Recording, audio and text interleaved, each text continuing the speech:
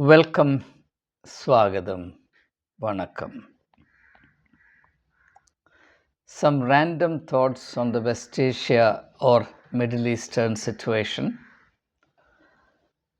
Also, yesterday, the media world all over was completely engrossed in the assassination of Sinwar, the supreme leader, the surviving supreme leader of Hamas, who apparently was killed on Wednesday. The news was slowly broken yesterday, tentatively, and confirmed late in the night yesterday itself.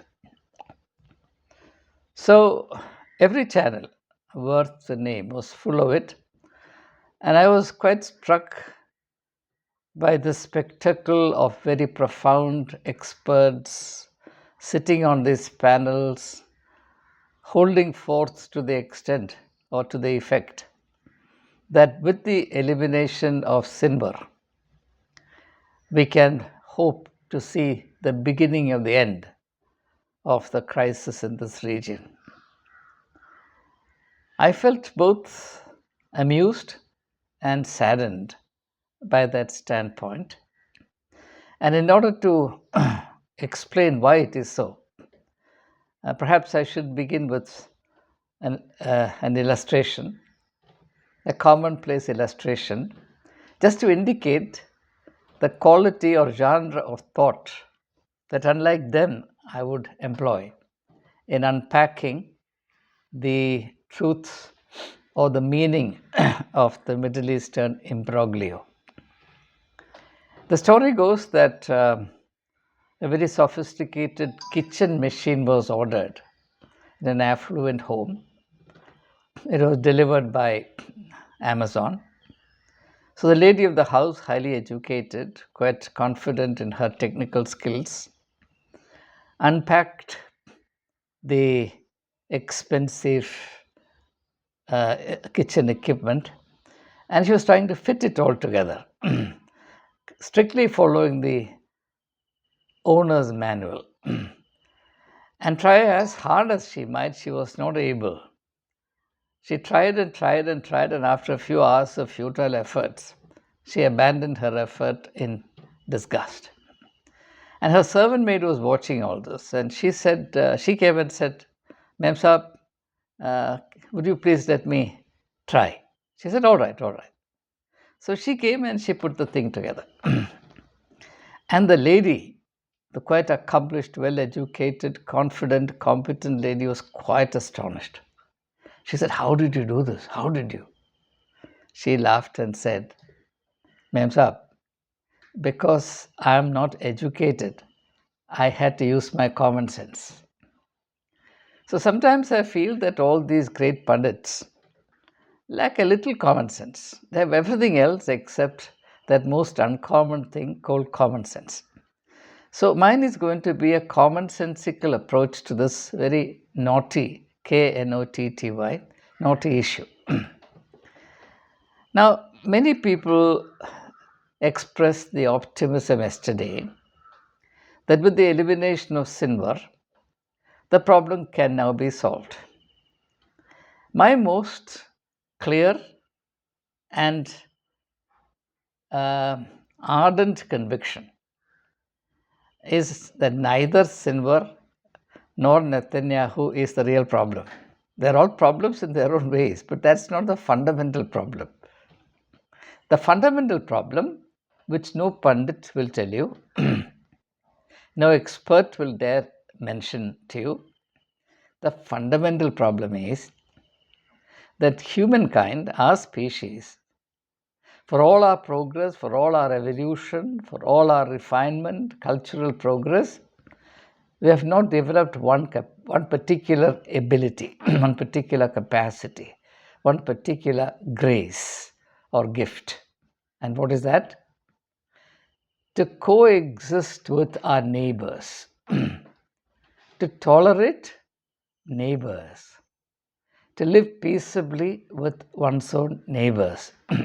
Now, before you laugh at what I'm saying now, please lend me your ears and consider what I have to say on this matter before you come to a final judgment on the validity, relevance, or feasibility of my views. Now, in this context, let me make a reference. And the reference I'm going to make is to a Jewish philosopher called Martin Buber. Buber. Martin Buber. And I remember reading an essay by him several years ago, many years, at least 30 years ago, where these words that I encountered stuck to my memory. He said the French Revolution has given us three great words: liberty, equality, fraternity. He said liberty went westwards, made America its home, and degenerated into debauchery and license. Equality went eastwards and made Eastern Europe its home and created the faceless mass of humanity, distinguished by oppression and the undermining of human freedom, the fundamental human liberties. Then comes the most important part of the statement, with which I fully agree. He says, there were no takers for fraternity. There were takers for liberty, there were takers for equality, but there were no takers for fraternity. Nobody wanted fraternity. And then he goes on to say, but fraternity is the real spiritual element. Fraternity is the idea that ultimately we all belong together in one human divine family. Therefore, we are all brothers and sisters who are mandated, who are required to live together in mutual love, trust, and respect. He says one authentic spiritual value in the French Revolution, or the slogan of the French Revolution, liberty, equality, fraternity, the one value that was not acceptable to anyone in the world, which no one wanted, was fraternity. Fraternity. Fraternity. Now, this is certainly a biblical insight. Now, if you look at the New Testament, the significance of the coming of Jesus Christ is explained by John in his Gospel as the Word becoming flesh and dwelling in the midst of people. In other words, God chose to be neighbor to human beings. God chose to become neighbor to human beings. What happened? Humankind once again demonstrated its incapacity to tolerate neighbors, therefore they crucified him. If Jesus had lived on the mountaintop, completely out of reach, or if Jesus had made his abode among the clouds, totally beyond the reach of human beings, he could have lived in peace forever.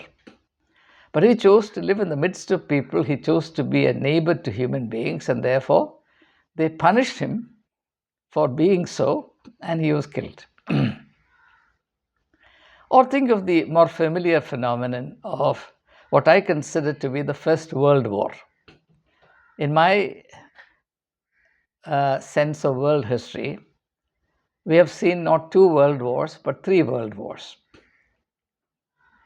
The Second and Third World Wars were concluded. But the First World War still goes on, it rages. And no one has the courage or the wherewithal or the wisdom to bring that world war to a close. And what is that world war? It's a world war between mother-in-law and daughter-in-law. And it is raging in practically every household. So actually the true world war, the truly global war in the history of humanity, is this war which started right at the beginning of history, and it is so rooted in human nature that it cannot be eradicated without a radical reformation of human nature. And if you really analyze the essence of this world war, the world war between mother-in-law and daughter-in-law, you will find the same thing. It's the incapacity to live together. The problem between the mother-in-law and the daughter-in-law is that they are neighbors, very close neighbors to each other. If the man had married his woman and shifted to a faraway country, the mother-in-law daughter-in-law problem would not have erupted.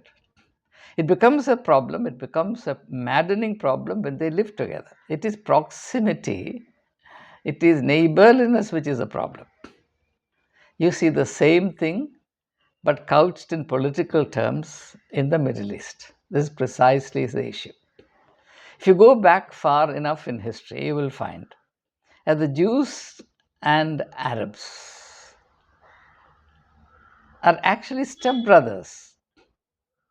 Both of them trace their pedigree back to Abraham. The Arabs, the Jews, the Arabs are descendants of Isaac or Ishmael, born of Hagar, who was, as per the biblical account, if not the Quranic account, a servant to Sarah, the wife of Abraham. Since Sarah was barren, at least for a long period of time, she takes the initiative to bring Hagar to her husband that he may have a child by her. And that's how Ishmael was born. And subsequently, unfortunately, as per the mischief of history, Sarah also conceives, well, as Christians would say, Jews would say, because of God's mercy, God's promise, etc. God has to be brought into everything, including conception, delivery, etc. So, Isaac is born as the son of promise, whereas Ishmael is born as the son of nuisance. So, the problem of incompatibility between very near relations, blood relations, is the heart of that story, which nobody talks about. The reason why there is such utter incompatibility between Isaac and Ishmael is that the same blood courses through their veins. So one has to be cast out in order that the other may live in peace. The same thing is being repeated in the West Asia or Middle Eastern crisis today. Both the Jews and the Palestinians are saying exactly the same thing, that Hagar and Sarah said thousands of years ago. In other words, in this respect, humanity has not progressed one bit. So one party must neutralize the other. But the problem is, and that is again part of the biblical narrative, that you cannot eliminate the other in order to be peaceful, in order to live in comfort, because the other is part of yourself. So long as humanity remains, the other will always remain, because to you, everybody else is the other. Suppose tomorrow, by an act of God, all the Palestinians disappear. Assume the most extreme hypothetical situation. Do you think the Jews will live in peace? Then they will still have other neighbors with whom they will pick a fight. Or suppose all the Jews evaporate into the thin air due to the direct intervention of God, that this region may know peace. After all, peace is God's agenda. Do you think the Palestinians will live in peace? Certainly not. One of the ironies among the Islamic world is the endemic disunity and the unending quarrels among Islamic groups, prominent among them being the Shias and the Sunnis. And the irony, of course, is that there is far greater unity among Islamic groups precisely because there is a group called the Jews. But for the Jews, various Muslim factions would have got at each other's throat and created far greater mischief among themselves. This is a fact, though Muslims will be very upset when I say this. It's a fact. In a similar manner, both Jews and Arabs being of the same stock, absolutely the same stock, the Jews also cannot live peaceably with their neighbors. That was why, in the first place, they lost their homeland. And then, in their diaspora, wherever they went, they could not live in harmony with their neighbors. They isolated themselves. They always held themselves to be superior to others, provoking the jealousy and the indignation of all those who welcomed them initially. As a result of which, soon enough, they began to be persecuted. And every country in the world, in Europe, began to persecute the Jews. And to a large extent, they were themselves to blame. So, the issue in all of this, I dare say, is not political. It is pseudo religious, but actually psychological. It is a psychological problem couched in religious terms, dragging God into this most unfortunate, unedifying situation as the only means of legitimacy available. And what is that psychological issue? The psychological issue is what I've already stated, that people are not mature enough, people are not humanly evolved enough to be able to tolerate each other as neighbors. It is for this reason that there is this commandment in the Old Testament, which is repeated in the Old Testament, that you must love your neighbors as yourself. Love your neighbor as yourself. Now, put very simply, nothing needs to be turned into a commandment if it comes naturally to us.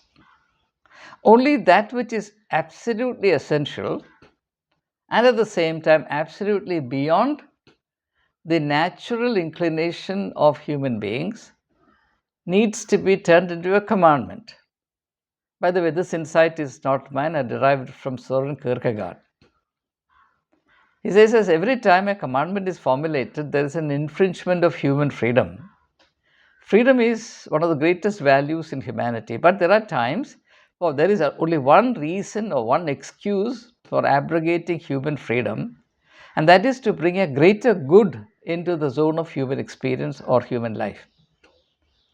And that greater good, according to Kierkegaard, a good greater than individual freedom, is the maturity, the ability to live peaceably together, harmonious coexistence, living together in harmony. And the essence of that capacity is what is called the capacity for meaningful neighborliness. Your willingness to understand and accept the neighbor as a distinct person, wart and all. The limitation of human beings is that we can tolerate people who are exactly like us. Now, we know that proverb, birds of the same feather flock together. That's all right for the world of birds. Human beings are supposed to be better than birds and animals. And our superiority, our moral superiority to birds and animals is, or is supposed to be, that we should be capable of tolerating those who are different to us. So birds of different feathers also should be able to live together in harmony. And unfortunately, to the extent that we do not bother to evolve beyond the level of birds and animals, beyond the law of the jungle, or beyond the scope of unredeemed or degenerate human nature, we fail to develop the capacity to tolerate each other with all our differences. As a result, we find it impossible to tolerate anyone in our near vicinity who is different to us.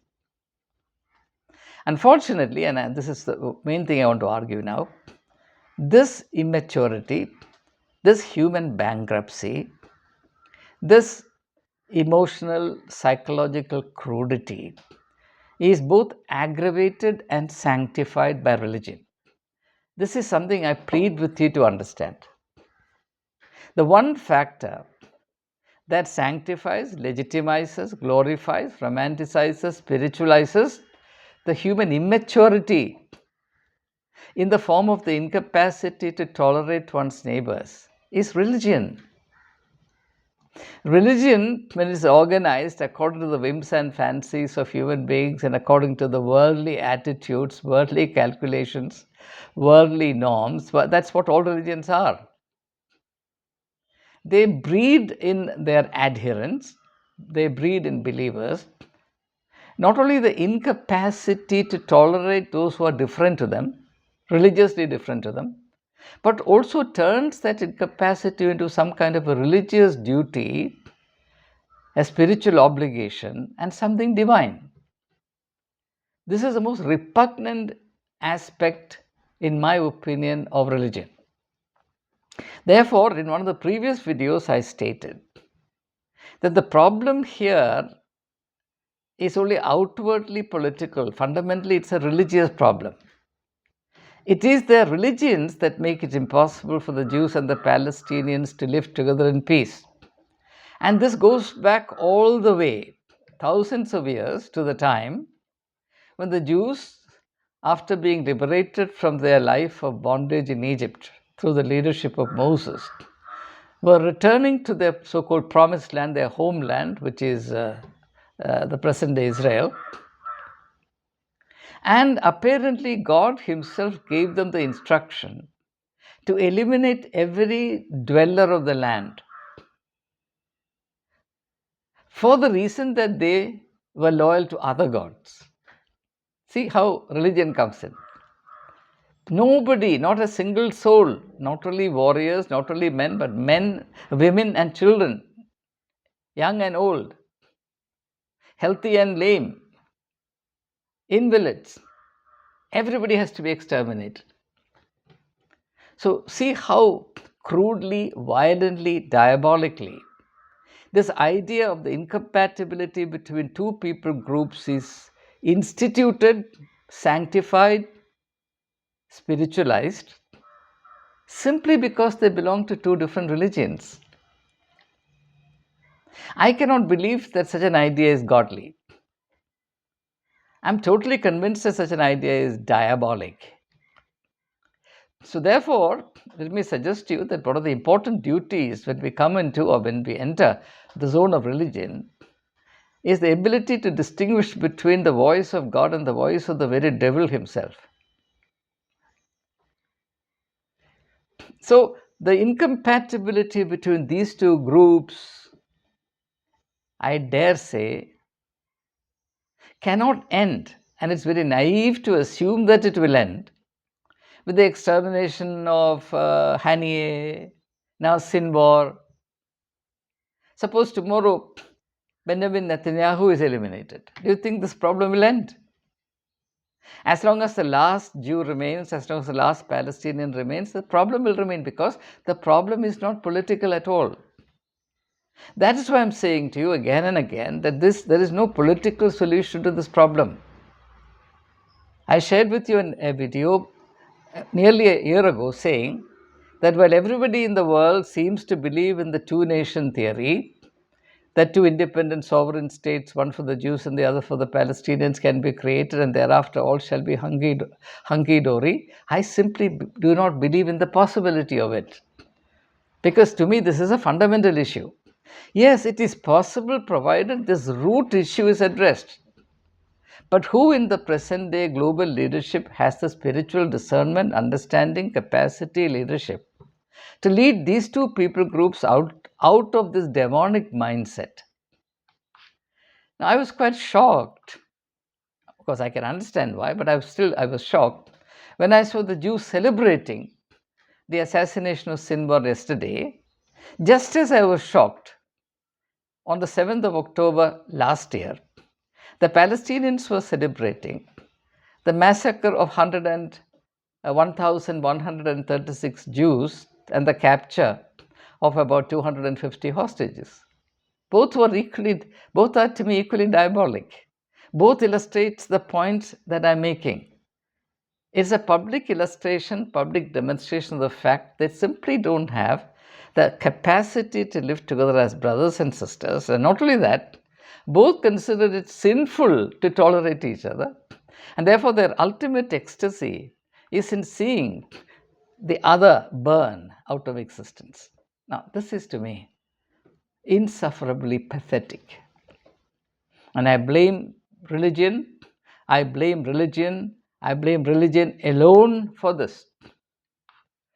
And those religious leaders anywhere and everywhere in the world, including Kerala, who think that it is their sacred duty to God to sow seeds of hatred and discord between religious communities, and in the context of Kerala between Christians and Muslims, because Jews are not a force at all in Kerala, maybe a few remain here and there. They are trying to recreate Palestine here, everywhere. And this problem is not between two religions alone, it's also between two groups within the same religion, two churches within the same religion, as in the case of the Orthodox Church and the Jacobite Church in Kerala, as between the Protestants and Catholics in Ireland. Or no part of the world is safe from this religious madness. It is for this reason that today an awareness is growing everywhere that humankind can be more at peace and certainly more happy if they can get religion out of their system. And as per the Global Happiness Index list, the countries that are topmost in the happiness index list are countries that have abandoned religion or outgrown religion. And it makes a lot of sense. But this should not tumble into a far greater mistake, in my opinion. Abandoning religion should not be equated with atheism. In my opinion, we must outgrow religion. I don't use the word abandon. I always use the word outgrow. My last book published is titled Beyond Religion, and the subtitle is Imaging a New Humanity. So I advocate outgrowing religion, but we must outgrow religion in order to be closer to God, in order to imbibe the nature of God. If that aim is not there, then outgrowing religion is a bus ride to nowhere. The spiritual goal is very clear and simple. We are all, as I said in a video recently, every human being is only a seed of humanity. We are born as seeds of humanity. And through a process of growth and evolution over a period of time, we are supposed to grow towards the fullness of humanity. And Jesus had that vision. That's why he said, I have come that they may have life in all its fullness, life as human beings. So life in all its humanity is the same as exemplifying the fullness of humanity, which transforms our life together, wherein this problem of the incapacity to tolerate neighbors is also taken care of. So we begin as seeds of humanity, and we have to sprout and grow towards the fullness of humanity. In this, the greatest help, if you like, the sunlight that makes the trees in nature grow. That sunlight is God. And without that sunlight, there'll be no life. That's my ardent faith. So, while I state unambiguously that religion is the plague spot in West Asia, I also say that the only solution is for both groups to return to true godliness, through which alone they can realize. As Martin Buber said a long time, he was a Jewish philosopher, Martin Buber. As Martin Buber said, humankind will develop the capacity to accept fraternity as a fundamental value, and accept also the various spiritual implications issuing from that realization. The idea of universal brotherhood and sisterhood, the idea that was so very dear to the ancient seers of India, Vasudhaiva Kutumbakam, the whole of the created order as constituting one family, wherein the sense of otherness is simply unacceptable. It doesn't exist. Tattvamasi, that thou art. By the way, what it means really is, I don't know how many of my Hindu friends will agree with me, this is how I understand it. When we say that thou art, why is it put in that manner? It's rather awkward. If you look at it from the point of view of style, that statement is very awkward. We never say that thou art. You are that. Why is it necessary to say you are that? It is necessary because when you are referring to something for which you cannot ask the question what, or even if you ask the question what, you won't get an answer. Such realities can only be referred to as that. So that is the alternative to what? I repeat, that is the alternative to what? Now, for example, suppose I'm holding a piece of paper. And you can well ask the question, what is that? So I can say, a piece of paper. Now, there's no need to refer to this piece of paper as that, because in relation to this paper, you can ask me the question, what is it? And I can give you a simple, clear, sufficient answer. It's a piece of paper. Therefore, it doesn't have to be put in that manner. Suppose I'm holding something in hand, about which the question what cannot be answered. You can ask the question what, but I cannot answer. For example, as Saint Augustine wrote, if you ask me what truth is, if you do not ask me what truth is, I know. If you ask me, I know not. If you do not ask me what truth is, I know what truth is. But if you ask me what truth is, I know not. Truth is that which needs to be sought with reverence, sought without any bias, prejudice, presuppositions, sought in the purity of our being. That is still undefined, still to be experienced and mastered, still to be defined and pigeonholed. That, it's a beautiful thing. That thou art. You still haven't understood yourself. You still haven't understood the tremendous scope. You still haven't understood the fact that you are larger than the universe. That thou art. You are the same as that Brahma. You are the same as that God. The same insight in Judeo-Christian spiritual vision. God creating human beings in His own image and likeness. That. Now, we abandon all of this in the interest of very petty, narrow, crude, vulgar interests and take pride in it. And therefore, the ultimate achievement for a political leader is that he has exterminated 10, 50, 100 Arab leaders, Hamas leaders, Hezbollah leaders, or from this side, massacred 1,200 Jews and that kind of thing. And what a celebration. What a triumph for the very devil himself. I say it again. There will be no solution to the problem unless and until, walking through the furnace of suffering, both the Jews and the Palestinians come round to the fundamental spiritual understanding that there is no alternative. There is absolutely no alternative to developing a sense of kinship and the fellow humanity that arises out of it. Thank you and have a meaningful day. May God have mercy on the suffering peoples in this region. Jai Hind.